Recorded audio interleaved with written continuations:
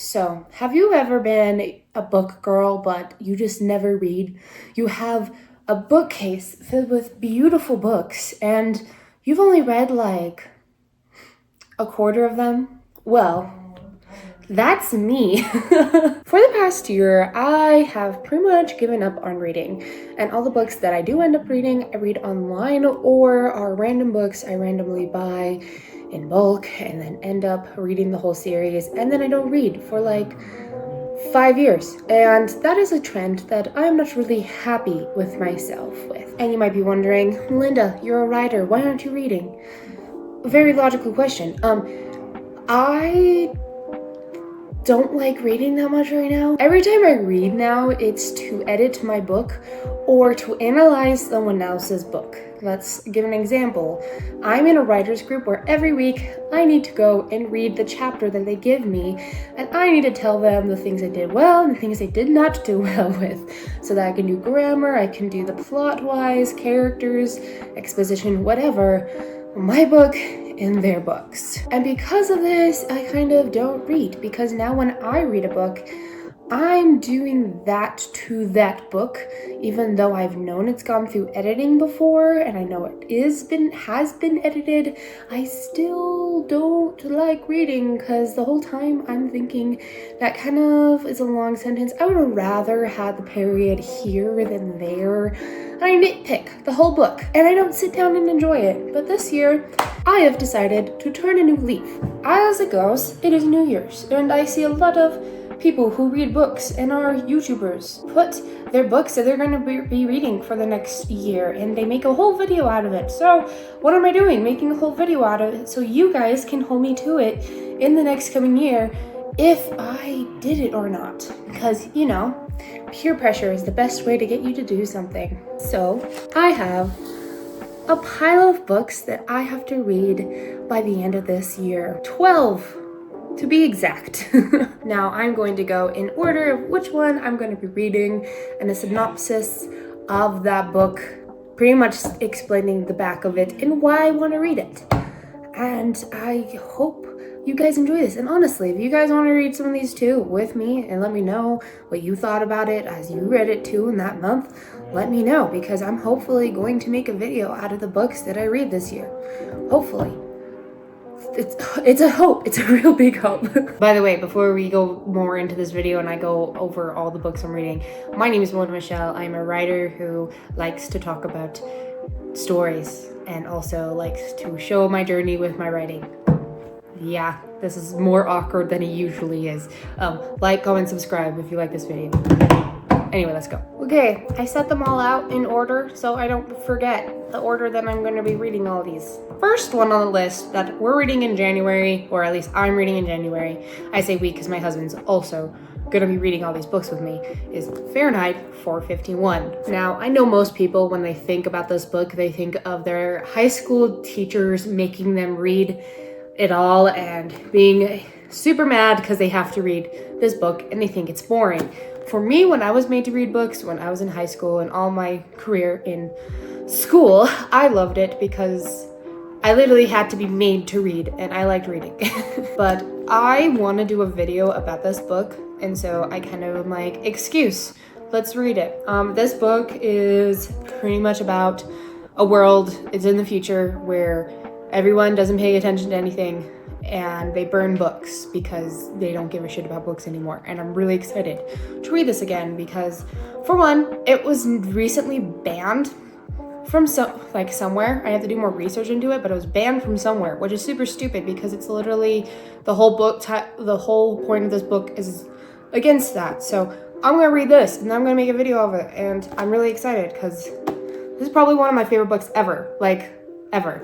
And I thought it'd be good to have books that also are like teaching you something as you read them, and ones that are entertaining you. I could go into a whole philosophy of how every book that you read teaches you something, even if it's a story, but we're not going into that in this video. Okay, next. February, A Good Girl's Guide to Murder by Holly Jackson. By the way, Bradbury wrote the Fahrenheit 451. Holly Jackson, this is February. Why did I do a longer book in one of the shorter months? I don't know. That might just be crazy. But this book has been on my shelf for years and I have not read it. I'm honestly not as excited as I probably was when I first got this when I was like 18, but we're gonna read it and we're gonna see how we like it. And what is this story about? Glad you asked. I don't really know because I've never read it before. There was a girl who got unalived their senior year. Now that the main character is a senior, she tries to figure out what happened because she doesn't think that it's all cut and dry and she wants to figure that out. And you know, what else would a teenager do with their time? You know, what else? Next one for book 3? No. Month 3, third month, March, that's the month. This one, Blood Rose Rebellion. I got this also a few years ago, and I have not picked it up or touched it since I got it. Why? I don't know. This book is by Rosalind Eves. Never met her. Probably a great author. I don't know why I'm saying this, but we are.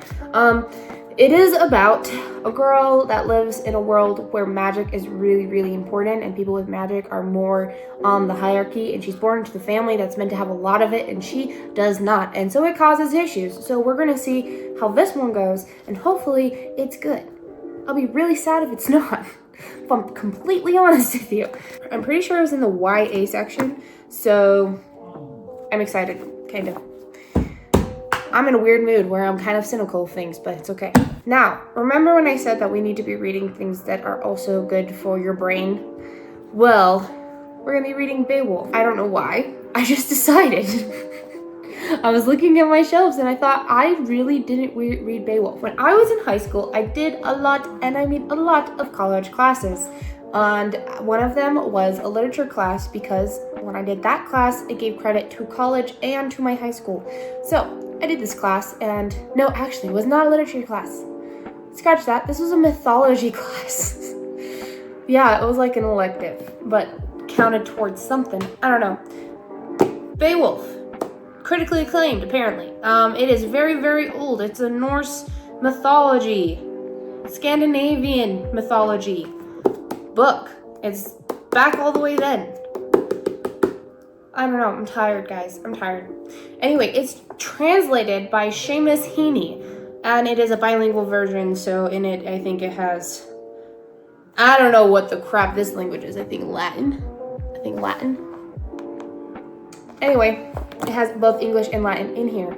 I thought I should probably read this because I never read it in that class because it was between this one and another book. I didn't know that when I had my parents buy me this for the class, but you know, you live and learn. Okay, this book is about a guy named Beowulf who is a Scandinavian warrior who defeated monsters and went on a bunch of journeys and adventures. We'll see how this one goes. It is actually very short because it's only written on one side in English, so I'm pretty sure it's about around 100 pages. So that won't be fun. This one is in April. Now we're doing May, which is one that I'm actually really excited about. It is The Queen's Device by Brittany Mack. I've been trying to read it multiple times, but then I just get caught up watching TV or writing. What can I say? I'm a simple woman. Now, this book is written by Brittany Mack. I actually follow her on Instagram, and that's how I found out about this book. I bought it online as soon as she released it, because she's an indie author. So go and support some indie authors out there, guys. And so what I can read from the back, it's a lot about playing a game pretty much in a competition to try to get to the top of this hierarchy of poor versus rich, and just her slowly trying to get to the top and fight towards that. And apparently there's a lot of secrecy and them trying to figure out what's really going on, and I'm really curious about this one. I'm actually really excited. I saw the journey of her writing it and it made me really excited to read this one, and this one will be in May. Now for June. So June I'm gonna probably be out of commission sometimes for at least 2 weeks, because in June is when I'm most likely having my child. And so I don't want to put too much pressure on myself to try and finish a book that month if I am not feeling well enough and I'm gonna be getting really used to motherhood and all that. And so I chose The Alchemist because it's probably the shortest book out of all the ones here. I've been told by a lot of people that I should really read this one, mainly because it is really good and it has a lot of good philosophical things in it. But the one thing about it is that apparently the first 2/3 of the book sucks. The last third is amazing. That's what I've been told. This one actually seems really cute. I also got it at a random bookstore. Probably Barnes & Noble, to be perfectly honest. But this book is called The Queen's Assassin by Melissa de la Cruz, which is probably my favorite last name. Honestly, like, it's the most fun last name to say. But this book actually is really interesting, and I don't know why I haven't just picked it up and read it for who knows how long. But it is about this one girl who wants to be one of the Queen's assassins, but her family is going to force her into being just a lady of the court, and then some things happen and she has to go along with the lead assassin for the queen to help protect the throne. And there's somebody romance in it, and I'm pretty excited. I'm pretty excited for this one. I think it'll be a really fun read in July when I'm in newborn phase, where the baby just doesn't want to do anything. So yeah, I'm really excited for this one. Okay, next one. I have read this one before. It's Glass Sword by Victoria Aveyard. I have actually read this one in high school. I am on a mission to reread all the books. I read the first one. I actually did a review on it last year. I say last year. It was like a few months ago. But I did a few. I did a video on that. I've been wanting to reread it, but every time I start reading it again, I just stop because something happens and I'm like, I don't have time for this when I probably should just make time to read. But I'm gonna try doing this one again in August. And if you don't know what the Red Queen series is about, it is about a girl who lives in a world where there's people with red blood and silver blood. Silver blood has magic, red blood does not. A bunch of things happen and she ends up living in the castle when she is dirt poor, muddy blood person. This is after the first book. I suggest you go read the first book if you want to know what happens in this book, or at least what leads to this book, because I don't want to just spoil the first book for you guys. But anyway, I want to read this book, and this one will be September. Now the next book is also a book I have not finished yet, and it's Pride and Prejudice. I actually have been wanting to read this book, for forever, and I got it last year, and I keep trying to read it, and I feel like I don't have patience for it sometimes, because it is written in a way that is very different from books written today. Lots of things are said and not shown at the very beginning, and it's really hard to keep track. And I mean, like, I really like it to the point that I am at now, but yeah, I think I should just try to give it another shot, because I refuse to read this. I refuse to watch the movie until I read this, and I really want to watch the movie. So I'm going to try to read this in October. Wait, January, February, March, April, May, June, July, August. Sorry, this was August. Then The Queen's Assassin was July, and this is September. And I'm really excited. If you don't know what Pride and Prejudice is, you're under a rock. But it's basically a story, I think, maybe 1700s to 1800s. And it is about pretty much a family trying to find a suitor for all of her children that they're not going to starve in, and just wants them to get married and live a very well life. And it's about the main character, who is Elizabeth, who is very strong-willed, and she falls in love with this one guy, or he falls in love with her first, and it's this whole story it's a whole cute romance that I'm really excited to read. This one is very popular, and I've been really scared to read it, because every time there's a really, really popular book, it's only popular because everyone is like, it's the aesthetic of it, and everyone likes the romance only and not the actual story. Or it's actually really good, and it's been really scary to start picking up and read it. But it's Fourth Wing by Rebecca Yarros, and I have been wanting to read this, and I think the only reason why I'm getting the shove to read it is because my sister-in-law, who I respect with all my heart, likes it, and she doesn't like many books. And so I'm going to make myself read it, and hopefully enjoy it. I'm getting I will enjoy it. I am just super nervous about this one because of what I said earlier. And I'm not really one to like harbor on like jumping on trends. I'm fine with that. Like as teenage Melinda, she was just like, ew, you're hopping on that trend because it's popular. You're so gross. That's like so weird. I don't know. It's like it's cool to be weird, not like things that are popular, but they're popular for a reason. But it's more when it comes to books, I'm a little bit cautious of, especially in like the book talk and Instagram atmosphere, because I will be honest with you, there's a lot of more people like it for the smut than they like it for the actual story, and that kind of scares me sometimes. And I know there is smut, but not a lot in this one. But it just kind of scares me because I don't know whether the book is actually loved because it's popular, I guess, or because it's like they like the smut and the romance only, or I don't know. It just makes me so nervous, and I'm guessing it's a phenomenal book. I envy the author so much. I hope I can have as much success as she has when I become an author one day, but it's just, I'm scared for this one. But it should be fine. It should be fine. But if you want to know what this book is about, it's about a girl named Violet who wants to be a scribe and pretty much live her life with books and history. And you know, same. Same, girl, same.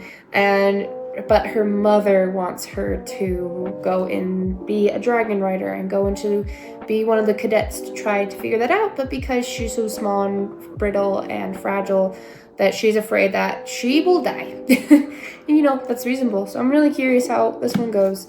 And I'm excited but nervous, but I don't have to worry about this one until October. And the last two, I don't know if you noticed, but the books have been slowly getting bigger and bigger as the year goes on.